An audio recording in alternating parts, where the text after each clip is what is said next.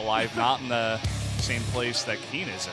Checking out the bottom of his keyboard. This is aLive. He's like, oh, there's monsters under my keyboard. Oh, no, it's fine. It's not even dark in here, actually. I don't think a monster could fit on my keyboard. I had to check, though. And if you look at his stats, he's 6-10, not the best. He's on a 4-game losing streak, but he's only played 1 game against Terran. He did lose it, but still, we just have not seen a lot of this By the way, TVT. that Pro League total is like for 2014 is like not correct. I think that's his all-time, actually. I don't think he's played 16 times in Pro League this season. Pretty sure he came into yeah, actually, yeah, that makes sense. I think that's from his EG days last season. Yeah. But he's up against FlaSh here, who's, you know, 16-10 himself, up at the top, or near the top of the winners ranking. Hasn't played too many Terran versus Terran, but who has? Yeah, not many, that's for sure. 3-2, not the most impressive TVT stats either. Yeah, I mean, he was looking pretty good in TVTs in his Code S matches, back against Innovation, back in that Group D of GSL. So we'll see exactly how he plays here. Definitely the favorite here up against aLive for MVP. The winner of this match will take a 2-1 lead. Let's jump into the map.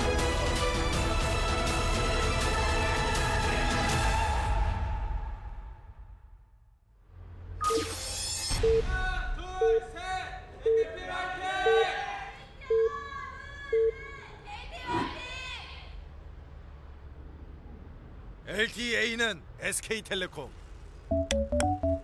Up here in the top right in the blue for Team MVP, it's aLive. It's aLive. It's aLive! Up against FlaSh over here, who spawns opposite of him to the top left. I guess not exactly opposite since this is a 3-player map. But, you know, opposite, like if you drew a line, vertical line down the map, like if you folded the vertical paper, line? If you folded the paper hot dog style, okay. not hamburger style, Yeah. then then it's right across. Yeah, not hamburger style. Not hamburger style. No, not really. I guess. So I want everyone now to sit down, crisscross applesauce, and enjoy this game with us. Yeah. Some FlaSh fans in the crowd. God, that guy on the left is so tall. Why is he so tall? Yeah. Why is he staying in he's that looking same at me. expression? He's huge. So I was talking about DreamHack earlier. I know DreamHack is on, guys. I recommend watching that, but I also recommend opening 2 streams and watching both. Yeah. Tune into whatever game you want to, you know, whatever game you feel like is better. Or just watch them both at the same time. It is possible. I've done it before. Yeah, we all have.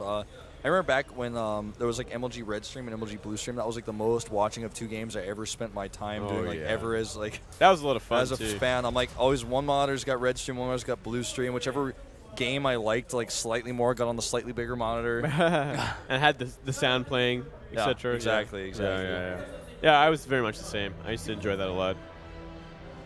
We see an early scout from FlaSh looking for trouble. Oh, same for aLive. Both of them kind of getting out there, seeing what they can find. Putting that scout out on the line. We have a very fast gas for aLive, whereas FlaSh takes it at a normal timing. We saw like a Factory, then a Reaper in the Keen game. So a couple of Reapers actually. Yeah, but he started off with like a Factory with the gas first, then went into a Reaper. I don't think aLive is going to do that. I think he's just going to be content with this scout here, and then he's just going to go into Factory tech. Yeah. I mean, they both are in the same house, Keen and aLive, so they might have practiced together a lot. Yeah. For these matches. Definitely a possibility. SV does get away. Ooh, a bit of a 3 mistake. health. Yeah, a bit of a mistake. But it's okay. Maybe the scouting SCV of FlaSh can deal with it. He's going to scout it. Yeah. Could actually. He could. Yeah, actually, if he just taps it one time. He's like, I really like this map. Yeah, he likes merry-go-round. He says, please put it in next season as well. Yeah, it's a pretty nice map. Not the best for Protoss we've seen. Doesn't really give me that merry-go-round feel, though, I have to say. It's not round enough. No. Yeah. Actually, let's look back. There's a lot of maps that really didn't give the feel of where they were. Like Whirlwind, I'm like, do you really get the feel of a Whirlwind on that map? No. Not really. No. I think they might. Lost Temple. I'm like, no, I'm not. where it is? I mean, well, where's the temple? I don't see it. Maybe that's the point. I think on like, the sides that you can see like some sunken temples and stuff. But well, there's like a temple in the middle of the map, right? Yeah. But yeah, I don't know. I mean, Scrap Station. That actually kind of feels like a Scrap Station. Yeah. What about King Sejong Station? Well, I don't know what it looks like on that Antarctica Well, there's no base. statue of King Sejong, right? No, it's a base that's actually in Antarctica. It's like a real place. Oh. That it's made off of. But Okay. Anyway, Look these at this, 3 versus 3 on 2, 2. man. He's like, I'm just, gonna come up here and pick one off. Like, what's up? What's up? Killed your brother. Now I'm getting out of here. It's a morale victory. Vengeance. He's like creating some disturbance. Like they just lost a friend, so they're going to be quite upset for some time. And this is going to actually They lose 1 attack from that. they actually lose, and they lose a few hit points too from drinking. They might miss. They might miss shooting onto the high ground. They might have a 25% chance of missing, If they're still like drunk, it is for sure. in Warcraft 2. I think is the game where it's a 25% chance of missing on the high ground. Yeah, something like that. A lot of people think that mechanic was like really cool and they want to see it in StarCraft 2, but Oh, I'd love to see it in StarCraft 2 actually. Warcraft 2 a really big game in Korea. It was, anyways, not anymore. Sure. Now it's dead game. We see a Banshee from aLive and 2 Hellions in the making. So going for that kind of mech-oriented style. Oriented. Oriented, yeah. Oriented. Yeah. I keep saying that. Or if you say orientated, everybody knows what you mean. It's just somebody. I just make up my own said language. tated. I keep making up my own language. I got to stop that, Australia. And Oh, that clutch! busted. Oh my that little God. Hellion, man. Go home and tell everybody what they already know. Yeah, Viking out already. Now he's gonna make a Raven. He's like, like, I'm not messing I'm around. dealing with this. Get out, Banshee. You're not welcome here. Does the Banshee have cloak? I don't think we saw. No, no cloak. Yeah, so this is a free Banshee essentially. Well, he might get away. We see some attack moving. Sick micro. Very nice. Stutter step. Stutter step Viking. Is it really a stutter step if he's flying, or is it a stutter fly? Stutter fly. Yeah, stutter missile shoot. I guess. That's too complicated. Sorry guys. Oh, 1 Hellion.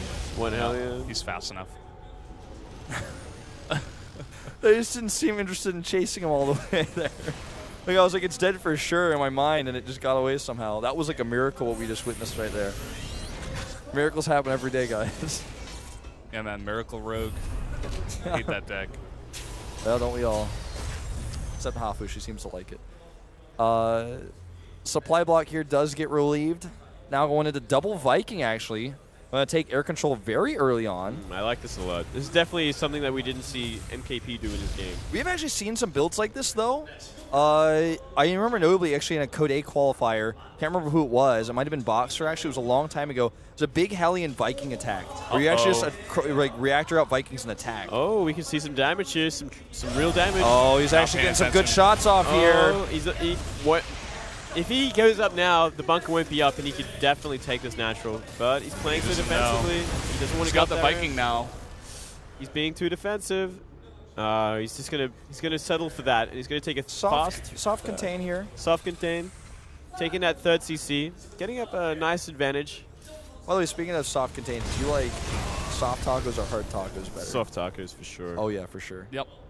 Hard We're all in tacos, agreement hard here, tacos are too messy, guys. Yeah, they really are. They crack and like the stuff falls out. You're just like, ah. It's like seriously again, like you have to eat it sideways. Not like a sandwich. can. then you gotta like get a spoon and get all the mince that's falling out of the taco. The mince. The mince. I like mince. You I know, mean like mince, like M-I-N-C-E. yeah. I thought you meant like mince as in like Yeah, I'm like, peppermints. I what was kind like, of I don't put tacos are you eating, peppermints dude? on my taco. Oh, I love my really sweet tacos. It's like disgusting. Sorry, guys. Peppermint taco, man. You heard Maybe it you here guys first. should try it before you knock it. Please don't. I Don't try this at home. No. I'm not gonna try it. I'm sorry, but I will get some mince in my taco. No. All right, do that if you want. Yeah, on your recommendation, yeah. Well, aLive does finish up the stim here, and he's got the +1 to infantry weapons on the way, as well as combat shields. So This Hellion drop could do some work here. Yeah, the turrets on up. are not ready, but well, Hellions are in position there. He will deal with this. he should probably just get out of here. well, He's gonna get away with the medevac. Well, maybe actually. He should very well needs get to ready. boost. He needs to boost. Not ready, and it dies. It was Yeah. ready actually, but he just didn't use it. Yeah. Weird. I guess he was worried about the Hellions. So FlaSh really in a commanding position right now. He's 20 supply up, 3rd CC done. Could put it on the low ground if he wanted to. And his composition is looking a He's lot just like stronger. way ahead in like every way. Yeah. It's like I don't know if I've been missing some supply box or something, but it just doesn't seem like aLive should actually be this far behind. It's like aLive has been taking like a lot of Hellion losses, especially, which definitely makes up a lot of supply for FlaSh. That's true. I'm just like, I'm looking at this and I'm like, well, I mean, FlaSh has like that third base he could land. He's massively ahead. His composition is better. I just feel like aLive really needs to start harassing, but with all the turret rings on the Viking lead that FlaSh put out so early on in the game, every drop you want to do is such a risk at this point. Yeah, it's a huge risk. And I think FlaSh will move out in due time. Maybe we'll see him get a few more tanks. Landing it now, so getting in position. Definitely has the defense lined up and enough tanks to kind of deal with any sort of bio pressure. And from here, it's only a hop, skip, and a jump to the natural of aLive, and he could do some serious damage and great pushing. I think it's like a hop, skip, and a jump. It could just be it's a like, bit more than just a hop, a skip, and a no, jump. guys, look how close it is. I don't know, man. He hops up that hill, skips across, hops down, jumps down, and he's there. I think he needs an extra hop. Because you jump down and then Yeah, what do you do? Do you skip again? Yeah. We could have like a brisk walk to the natural from there. All right, okay, so it's a hop, a skip, and a jump, and a brisk walk. Yeah. Hop, skip, and a jump, yeah, and a brisk walk. Make sure you show you're a your pro work. gamer, man. I think we need some higher level analysis than this, man. You're just missing out, dude. I don't know, man. This seems pretty legit. Well, double drop here coming from FlaSh, going both ways with the Hellbats, but Scan goes down. The only player who ever loved Hellbat drops more than FlaSh was Innovation. Here we go. He picks off a turret, gets a few of these SCVs. The Vikings help zone here, but he needs more than that. He actually needs a real ground force. But while this is distracting him, here comes the drop now into the natural. Blue Flame Hellbats going to work. Yep. SCVs do get away, so they should be okay. So this drop isn't going to do much damage, but there is another one coming into the main right now, being boosted, and the attack from aLive is off. He has backed off. Yep. So let's see how much damage this one gets done. Did he actually catch that medevac? I'm not sure. Oh, God, he so doesn't even much see damage. it. Oh, so late on that reaction. He's actually going to lose, looks like 2 more. And brings tanks over here to clean this one up. It doesn't look like that one's going to get any more done. And actually, I think he's going to kill both medevacs. Yeah, but I mean, the damage has been done. 15 SCVs down, and this could definitely trigger FlaSh to move across the map. Boy. It's actually killing even more SCVs here, by the way. It's actually SCVs killing come back too early. Yeah, it kills the Marauders. Oh, God. He's actually killing everything. This is aLive just Lands totally a falling Viking. apart, man. 25. Wow. That was just 2 drops. FlaSh, guys, that was 4 Hellbats. Just did 25 SCVs worth of damage. And look at this tank count. It is out of control. Air control also in FlaSh's favor, as well as a decent number of Hellbats. He can just start slow pushing across the map. Oh, easily. He doesn't even have It's to be just that a slow hop, about skip, it. a jump, and a brisk walk. Exactly. That's all it takes, guys. Yeah. I mean, what can aLive do here? He could try to He can avoid get a really this good army, position. right? I Like, mean, if he could, like, maybe catch it. this is actually so bold. Wow. Boost him with the Hellbats. Trying to do some damage. Not much done here, but FlaSh just has so much. Yeah, A bit of a control this. mistake by aLive, too, not turning his Vikings around. Because the Vikings were there, and he just like sniped all those because they were fighting with the Bioforce against the Hellbats. Yeah. They were just like 1-8 there. Nice pick off, I suppose, over here with those 2 Marauders. Kind of a cheeky bit of play there. A dastardly duo.